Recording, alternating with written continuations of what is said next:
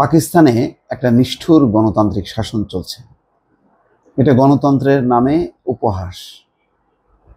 এই কারণে বললাম, দর্শক, একটি ঘটনা নিশ্চয়ই আপনারা জেনেছেন যে ক্রিকেট দুনিয়ার কিংবদন্তি পুরুষ ইমরান খান, যিনি পাকিস্তানের প্রধানমন্ত্রী ছিলেন, তাকে ঈদের নামাজ পড়তে দেওয়া হয়নি।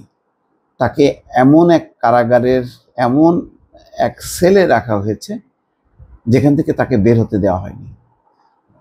একইভাবে সেই কারাগারে থাকা বুশরা বিবিকেও নামাজ পড়তে দেওয়া হয়নি।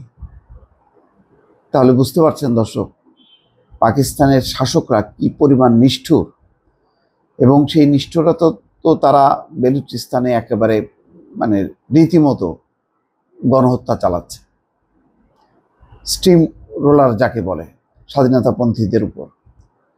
ওই যে তাদের যে জাফর এক্সপ্রেস যে ট্রেনটা জঙ্গিরা হামলা চালিয়েছিল, জিম্মি করেছিল, তারপর থেকে রীতিমতো কুচুকাটা চলছে বেলুচিস্তানে। তো এটা গেল একটা প্রদেশে। কিন্তু ইমরান খানের প্রতি, যেখানে প্রধান রাজনৈতিক দল একেবারে সবাই নিশ্চিত যে পাকিস্তানে একটা নিরপেক্ষ নির্বাচন হলে, সুষ্ঠু নির্বাচন হলে ইমরান খান বিপুল ভোটে বিজয়ী হবে, তার দল বিপুলভাবে বিজয়ী হয়ে ক্ষমতায় আসবে, সেই দলের প্রতি বা সেই দলের প্রধানের প্রতি কী আচরণ, এই ঘটনাগুলো যখন পড়ি তখন মনে হয় যে ঠিক বাংলাদেশেও এরকম, যে বাংলাদেশের সবচেয়ে জনপ্রিয় রাজনৈতিক দল বিএনপি নিশ্চিত যে গত 3 বারের যে জালিয়াতি নির্বাচন, সেই নির্বাচনটা যদি না হইতো, সুষ্ঠু নির্বাচন যদি হইতো, তাহলে বিএনপি বিপুলভাবে বিজয়ী হতো। সেই বিজয় নস্যাৎ বিএনপি সংসদের বাইরে, বিএনপির প্রধান নেত্রী কারাগারে, এইরকম একটি শাসন, শেখ হাসিনার যে শাসন, সেই শাসনকে অনুসরণ করে আরও এক ধাপ বেড়ে গেছে পাকিস্তানে, যে ইমরান খানকে ঈদের নামাজ পর্যন্ত পড়তে দেওয়া হয়নি। কারাগারের মধ্যেই যে কেন্দ্রীয় মসজিদ আছে, সেই মসজিদে তাকে নামাজ পড়তে দেওয়া হয়নি। খবরে বলা হচ্ছে যে পাকিস্তানের সাবেক প্রধানমন্ত্রী এবং পাকিস্তান তেহরিক ই ইনসাফের প্রতিষ্ঠাতা ইমরান খান আদিয়ালা কারাগারে ঈদের নামাজ পড়তে পারেননি।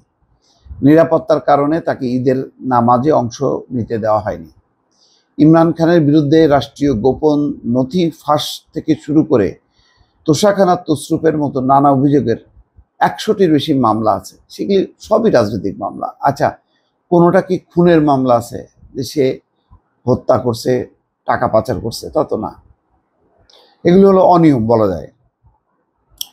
তো সেগুলি তো বিচার চলতেছে। সেই বিচারের জন্য এমন জায়গায় তাকে রাখতে হবে, আদিয়ালা কারাগার। এমনি এটাকে বলা হয় একটা কুখ্যাত কারাগার, খুব বড় ধরনের অপরাধীদেরকে সেখানে রাখা হয়। সেখানে তো তাকে রেখেছেই, উল্টা তাকে এমন একটা সেলের মধ্যে রাখা হয়েছে যাতে সে বের হতে না পারে। ইমরান খান 2023 সালের আগস্ট মাস থেকে কারাবন্দী। আদিয়ালা কারাগারের ভেতরে কেন্দ্রীয় মসজিদে ঈদের নামাজ অনুষ্ঠিত হলেও নিরাপত্তার কারণে তিনি সেখানে যেতে পারেননি। ইমরান খানের স্ত্রী বুশরা বিবিও কারাবন্দী রয়েছেন। ঈদের নামাজের সময় তাকেও কারাকক্ষে থাকতে হয়েছে। বোঝেন অবস্থা। তবে কারাগারের অন্য বন্দী এবং কারা কর্মকর্তারা ঈদের নামাজ পড়েছেন। আদিয়ালা কারাগারের নিরাপত্তা নিশ্চিত করতে 3 দিনের নিরাপত্তা পরিকল্পনা বাস্তবায়ন করা হয়। সেই সব সড়কে কেউ যাতে ঢুকতে না পারে 200 অতিরিক্ত কর্মকর্তা দিচ্ছে। একটা হুলস্থুল কাণ্ড করতেছে। এক কারাবন্দী ইমরানকে যে পরিমাণ ভয় তাদের, আর মুক্ত ইমরান খানকে সামলাতে পারবে পাকিস্তানের শাসকরা? পারবে না। রীতিমতো বিপ্লব ঘটে যাবে। হয়তো সেই বিপ্লবের অপেক্ষায় আছে পাকিস্তান। ভালো থাকবেন। আল্লাহ হাফিজ।